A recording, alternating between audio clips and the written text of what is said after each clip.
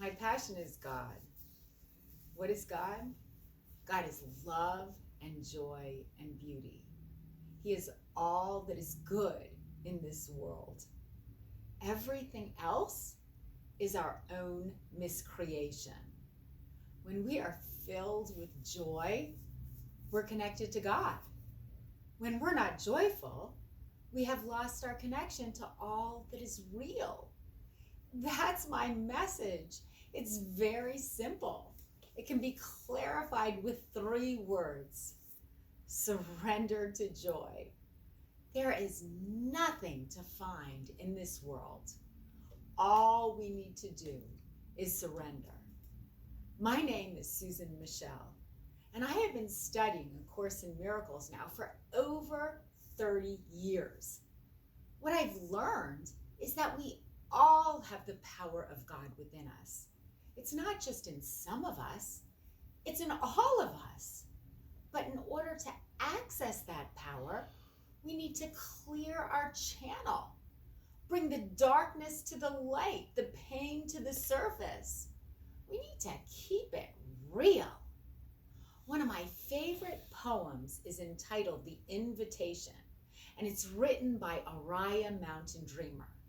In the middle of the poem, she writes, I want to know if you can sit with pain, mine or your own, without trying to hide it or fade it or fix it.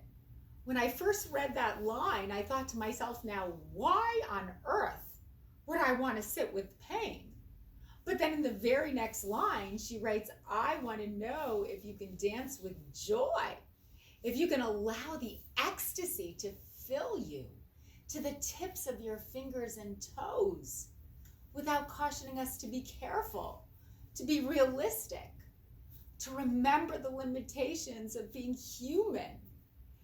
That's why I would want to sit with that pain, because on the other side of the pain, there is so much joy. Pain is the price of freedom. Before I found A Course in Miracles, I struggled with depression. For me, depression was shutting down, not allowing myself to feel anything at all. I tried to kill my pain with food, cigarettes, sex, and this crazy, hysterical behavior. I'll give you an example. When I was 20 years old, I had this waitressing job, and I was always running late for work. I remember one morning I was running late as usual. I guess my alarm didn't go off, so I jumped out of bed, started frantically searching my room for my uniform. After 2 minutes, I gave up, screamed for my mom to come in and help me. So she calmly walks into my room, digs out my uniform from under a pile of dirty clothes. I grab it, race to get ready, jumped in the car, and then I realized I didn't even have enough gas in my tank to make it to work. So I started chain smoking cigarettes, raced to the closest gas station. I set my purse on the roof of my car. Then I put about $2 worth of gas in my tank, just enough to make it to work, and raced off, forgetting that I had left my purse on the roof of my car.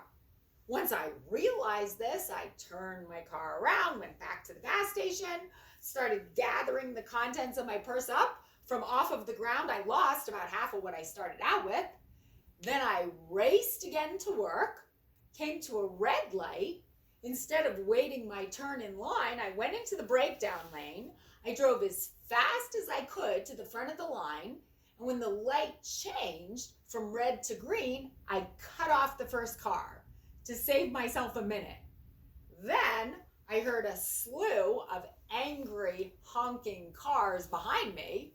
Well, my response to them was to honk back louder, give them the middle finger, and start swearing on top of my lungs. I lived a life that was out of control. This probably stemmed from the fact that I had 2 parents that didn't know how to deal with their feelings. My dad would erupt like a volcano, and my mother would completely shut down. So I turned into a combination of the two of them. Sometimes I would explode, and other times I would shut down. What I realize now was the way out of the pain was actually stepping into the pain, but only so I could experience the joy on the other side of the pain. My book is entitled Surrender to Joy, From Suicide to Serenity. That's right. When I was 20 years old, I tried to kill myself by ingesting 6 bottles of sleeping pills. I was in so much pain. I've written about it in my book. My book will be published this year, and it's based on the principles of A Course in Miracles. I encourage you to like this video and join me on this transformational journey. It states in the preface of A Course in Miracles, nothing real can be threatened. Nothing unreal exists. Herein lies the peace of God. And what that means is the only thing that's real is the love.